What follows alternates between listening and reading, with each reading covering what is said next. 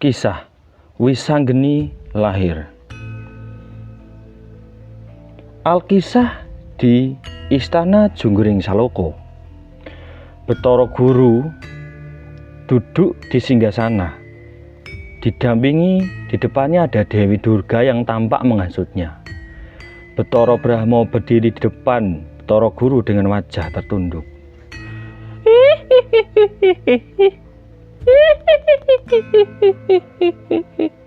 Sinuwun Bathara Guru, mengapa engkau biarkan bidadari secantik Dresanala hidup bersama manusia buana seperti Arjuna? Anak kita Dewasrani menangis siang malam karena menginginkan Dresanala. Pisahkanlah mereka berdua, Arjuna dan Dewi Dresanala, Kakang Bathara Guru. Oh, tapi Durga, Dresanala saat ini sedang mengandung anak dari Arjuna. Tidak bisa sembarangan dewa memisahkan hubungan antara dua sejoli yang sah menurut agama. Alah, apa susahnya bagi penguasa jagat ini, Kakang? Perintahkan Bathara Brahma untuk mengambil paksa anaknya dan gugurkan kandungan itu. Masukkan janinnya ke kawah Condro di Muko agar musnah, Kakang.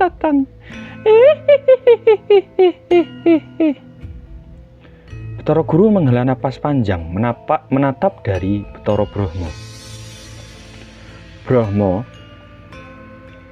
demi ketentraman kayangan yang menuruti kehendak takdir yang kuputuskan saat ini, turunlah ke bumi. Ambillah putrimu Dresanala, paksa bayi itu lahir dan buang dia ke kawah Condro di Muko. Bathara Brahma terkejut dengan dada yang sesak. Oh, mohon maaf Pukulun Bathara Guru, sendika dawuh. Namun ketahuilah, menghancurkan darah daging sendiri adalah api yang suatu saat akan membakar kayangan ini sendiri, Pukulun.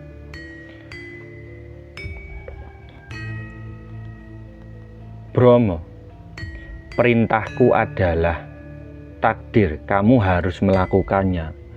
Baiklah, dengan terpaksa aku akan turun ke Marcapada, mengajak putriku kembali ke kayangan dan memaksa bayinya lahir. Singkat cerita, latar berpindah di samping kawah Condro di Muko. Bathara Brahma akhirnya memaksa putrinya untuk lahiran dan dibawa ke kayangan. Bayi dari putrinya dan Raden Arjuna mau dimasukkan ke kawah Condro di Muko. Di tepi kawah Condro di Muko, air kawah bergejolak merah membara, mengeluarkan asap beracun. Bathara Brahma berdiri memegang seorang bayi laki-laki yang baru saja lahir prematur secara gaib. Bayi itu sangat tampan. Bathara Brahma menangis. Oh, cucuku, maafkan kakekmu yang lemah ini, nak. Perintah Raja Dewa tidak bisa kubantah. Jika kau memang ditakdirkan mati, matilah sebagai satria yang suci. Namun, jika darah apiku mengalir di tubuhmu, bangkitlah engkau, cucuku. Bathara Brahma pun melemparkan bayi itu ke dalam kawah Condro di Muko. Seketika kawah bergemuruh dahsyat, petir menyambar. Alih-alih menjerit kesakitan, dari dalam kawah justru terdengar suara tawa yang menggelegar.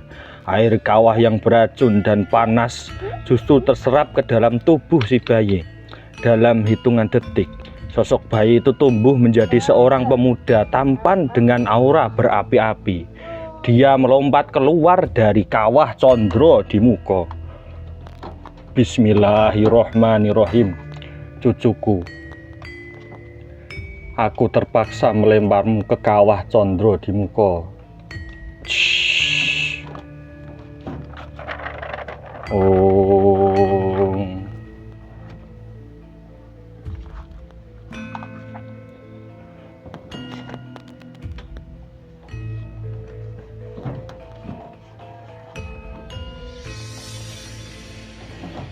Ladalah.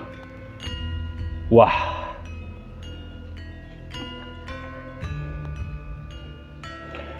Raden Wisanggeni berdiri gagah menatap tubuhnya sendiri. Waduh, hangat sekali tempat ini. Hei orang tua, siapa kau? Dan tempat apa ini? Kenapa rasanya tubuhku penuh dengan kekuatan?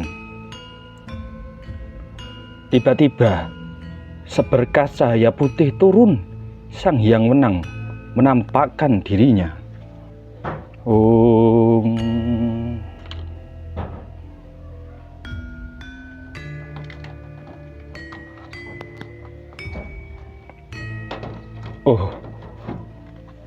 mohon ampun Sang Pukulun.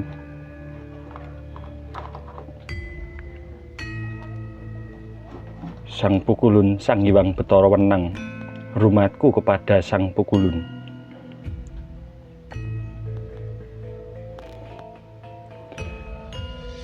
Anakku yang perkasa, akulah Sang Hyang Wenang. Ketahuilah, engkau tidak mati karena di dalam tubuhmu mengalir darah kesatria, Arjuna dan Dewa Api Brahma. Racun kawah ini telah menyatu dengan darahmu. Wisanggeni bicara tanpa basa-basi. Arjuna, Brahma, siapa mereka? Lalu kenapa aku dilempar ke tempat bergolak seperti ini? Brahma adalah kakekmu yang berdiri di depanmu dengan penyesalan, dan Arjuna adalah ayahmu di bumi. Engkau dibuang karena kezaliman Bathara Guru dan Dewi Durga yang ingin memisahkan ibumu Betari Dresanala dari ayahmu Raden Arjuna. Mulai hari ini namamu adalah Wisanggeni atau racun api. Engkau adalah pembalas kebatilan di kayangan ini. Wisanggeni matanya menyala. Oh, jadi begitu ceritanya. Dewa-dewa di sini ternyata otaknya miring semua ya. Kakek Bromo, minggirlah. Aku mau buat perhitungan dengan Raja Dewa yang sok berkuasa itu.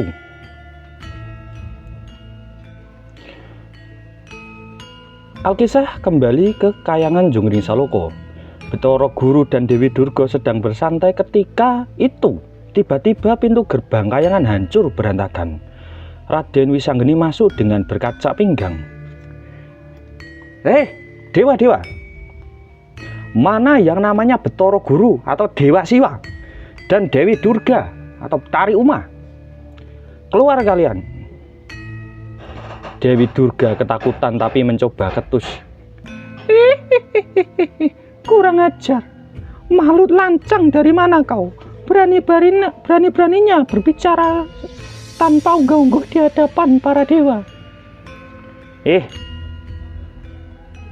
Jangan banyak bicara. Aku Wisanggeni, anak dari Raden Arjuna dan Dewi Dresanala yang kalian buang ke kawah Condro di Muka. Ternyata kalian masih hidup enak ya setelah menyaksikan ibuku menderita. Bathara Guru gemetar memberi perintah. Para dewa, tangkap anak jadah ini. Pasukan dewa pun maju menyerang, namun Wisanggeni hanya mengibaskan tangannya. Semburan api berlapis bisa mematikan keluar dari jarinya, membuat para dewa kocar-kacir. Wisanggeni melompat dan menjambak rambut Dewi Durga hingga menjerit kesakitan. Ayo, pasukan dewa-dewa, serang anak durhaka ini. Ayo, serbu. Kurang ajar. Wah. Nah, kalah. Hanya pasukan lemah sepele seperti itu mau menghancurkan Wisanggeni. Mana bisa? Sekarang kau yang namanya Dewi Durga kan? Oh iya, aku Dewi Durga. Rasakan ini. Tarik rambutmu. Aduh. Wisanggeni, hentikan. Tolong, hentikan.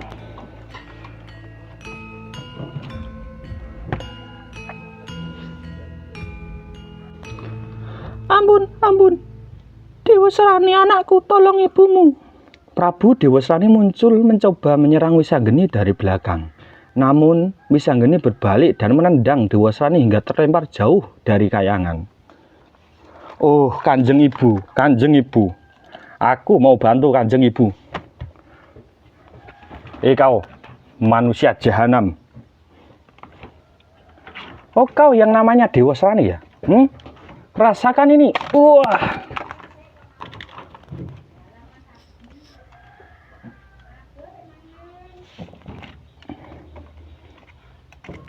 Anakmu itu tidak ada apa-apanya dibandingkan dengan kowe, Dewi Durga.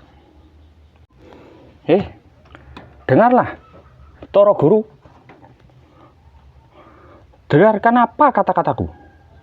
Dewa itu tugasnya menjaga keadilan, bukan malah menuruti nafsu istri dan anakmu yang manja itu. Sekarang kembalikan ibuku ke pelukan ayahku, atau kuhancurkan kayangan ini sampai rata dengan tanah. Betara Guru menyembah ketakutan. Luar biasa. Aduh. Ampun Ger Wisanggeni. Aku mohon maaf. Cukup kulub. Aku mengaku salah. Keberadaanmu dan kesaktianmu adalah bukti bahwa engkau direstui oleh alam. Ambillah ibumu. Bawalah dia kembali ke bumi untuk menemui Arjunamu. Wisanggeni pun tersenyum. Nah, begitu baru bagus. Dari tadi kan enak kalau gitu. Ingat ya, jangan macam-macam lagi. Kalau aku dengar ada dewa yang berbuat curang, aku bakal datang lagi dan kububarkan tempat ini. Wisanggeni pun berbalik arah melesat terbang menuju bumi dengan kecepatan kilat untuk mencari ayahnya Raden Arjuna.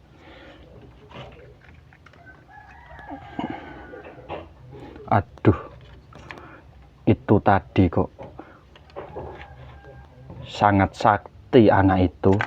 Iya Kakang, anak itu sakti sekali. Apalagi di badannya ada corak-corak apinya. Itu kira-kira belinya di mana ya? Itu bukan wayang Wisanggeni biasa. Itu adalah wayang buatan dari Mas Muhammad Difka Maulana, almarhum pada hari Minggu kemarin telah meninggal dunia. Semoga amal ibadahnya diterima dan karya-karyanya bisa abadi dikenal sepanjang zaman Kakang. Oh iya, istriku Dewi Durga. Semoga Mas Muhammad Difka Maulana diberikan tempat yang terbaik di surganya Allah Subhanahu wa Ta'ala. Amin ya robbal alamin. Alkisah berpindah di sebuah perbatasan hutan yang sunyi. Raden Arjuna sedang duduk lesu memikirkan takdirnya. Tiba-tiba, jagat bergetar lembut, udara di sekitar terasa hangat namun menenangkan. Dari balik kabut cahaya muncul seorang pemuda tampan dengan aura berapi-api. Desain tubuhnya begitu hidup, guratan api yang menjalar di rambut, warna merah latar yang berani, serta detail motif kainnya begitu memikat mata seperti yang terlukis dalam gambar Wisanggeni. Arjuna terperangah, matanya tak berkedip melihat sosok di depannya. Oh, demi penguasa jagat, siapa engkau anak muda? Rupa dan perbawa tubuhmu memancarkan api yang membara. Namun guratan garis dan keindahan visualmu begitu halus, begitu hidup, belum pernah aku melihat kesatria dengan desain seindah dirimu, nak. Wisanggeni pun tersenyum, bangga menatap guratan api di tubuhnya, lalu bicara dengan kelantangan yang jujur. Jangan bingung Ayah Arjuna, aku ini Wisanggeni, anakmu yang sempat dibuang ke kawah oleh para dewa di kayangan. Tapi lihatlah, aku sekarang, aku hidup, dan perihal wujudku yang gagah serta penuh warna ini bukan buatan dewa. Wujudku yang istimewa ini, garis demi garis yang engkau lihat di tubuhku digambar khusus oleh tangan seorang kreator yang luar biasa. Namanya adalah Mas Muhammad Difka Maulana. Arjuna pun mendekat. Oh, seorang manusia fana, Bagaimana dia bisa memberikan ruh karakter yang kuat dan keindahan semagis ini pada wujudmu, anakku? Prabu Kresna pun menimbali, tersenyum bijak sembari menatap penuh penghargaan pada sosok Wisanggeni. Yai Arjuna, ketahuilah bahwa Divka adalah seorang pendesain yang sangat peka terhadap rasa. Beliau telah menuangkan separuh jiwanya ke dalam desain Wisanggeni. Beliau tidak sekedar menggambar garis, tapi meniupkan rasa cinta, ketelitian, dan pengabdian pada seni pewayangan ke dalam wujud anakmu ini, Arjuna. Wisanggeni menunduk saat menyentuh detail ornamen pada dirinya. Namun, yang di belakang itu siapa ya? Oh, yang di belakang ini adalah Koko Prabu Kresna, ratu dari Dwarawati. Oh, Pak D. Oh iya, Nger, Wisanggeni. Pak D Kresna. Baktiku parang Pak D Kresna. Baktimu tak terima, Nger. Semoga menjadi barokah untuk semuanya. Terima kasih, Pak D Kresna. Namun, Pak D Kresna, Mas Divka sekarang sudah tiada. Beliau telah dipanggil pulang oleh Allah yang Maha Kuasa. Tugasnya di dunia ini sudah selesai. Arjuna, dadanya bergemuruh, pilu menundukkan kepala. Oh, innalillahi wa innalillahi roji'un. Jadi sang pencipta keindahan ini telah berpulang. Lalu bagaimana dengan warisan karyanya?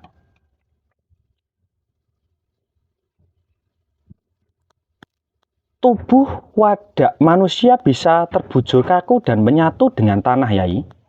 Namun seorang seniman sejati tidak pernah benar-benar mati. Lihatlah Wisanggeni yang ada di depanmu ini. Setiap kali desain ini dipandang, setiap kali rupa ini bergerak, disitulah ruh perjuangan, bakat dan kebaikan Mas Muhammad Divka Maulana akan terus hidup dan bernyawa. Wisanggeni berdiri, tegak.